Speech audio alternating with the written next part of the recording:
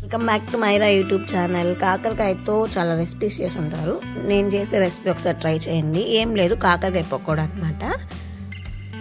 కాకరకాయలు రౌండ్గా కోసుకొని దాంట్లోకి పసుపు, ఉప్పు, కారం, జీలకర్ర కొద్దిగా వేసుకొని ధనియాల పౌడర్ యాడ్ చేసుకోండి, బాగుంటుంది అనమాట. ఇప్పుడు అవన్నీ బాగా మిక్స్ చేసుకోవాలి. అల్లం పేస్ట్ కొద్దిగా వేసుకోండి. అల్లం పేస్ట్ వేసుకున్న తర్వాత బాగా అంటే వాటర్ ఏం పట్టవు, సరిపోతాయి అనమాట. కొంచెం బియ్యం పిండి, శనగపిండి వేసేసుకొని ఇవి బాగా కలుపుకోవాలన్నమాట. కొంచెం కూడా వాటర్ అవసరం లేదు. మీకు ఏమైనా వాటర్ కొంచెం అంటే లూజ్గా ఉంది అనిపిస్తే కొంచెం శనగపిండి కానీ బియ్యం పిండి కానీ యాడ్ చేసుకోండి. ఆల్మోస్ట్ శనగపిండే బెస్ట్. అది శనగపిండి యాడ్ చేసుకొని ఇలా నేను చూపించిన విధంగా మిక్స్ చేసుకోండి.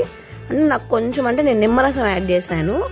నిమ్మరసం యాడ్ చేయడం వల్ల ఏంటంటే చూడండి ఇంకొంచెం బాగా వస్తుంది. దానికి మసాలా అనేది బాగా పట్టద్దు అనమాట. అప్పుడు మిక్స్ చేయండి బాగా. ఇప్పుడు నూనె బాగా హై ఫ్లేమ్లో పెట్టుకొని నూనె బాగా మరగాలన్నమాట.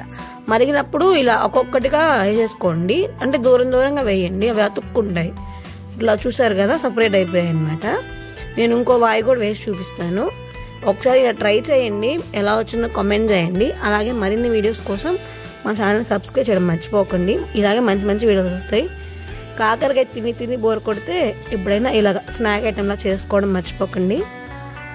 నేను రెండో వాయి కూడా వేస్తున్నాను అనమాట. రెండో వాయి కొంచెం ఎక్కువ వేసాను, ఫస్ట్ వాయి కొంచెం తక్కువ వేసాను. నేను కలర్ ఏమి యాడ్ చేయలేదు. మా కారపొడిలోనే కొంచెం అదే సరిపోయింది.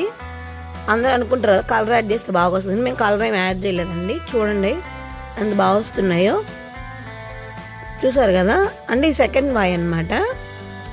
ఇలా ఒకసారి ట్రై చేయండి, మీకు బాగానే వస్తాయి. మాకైతే బాగా వచ్చాయి.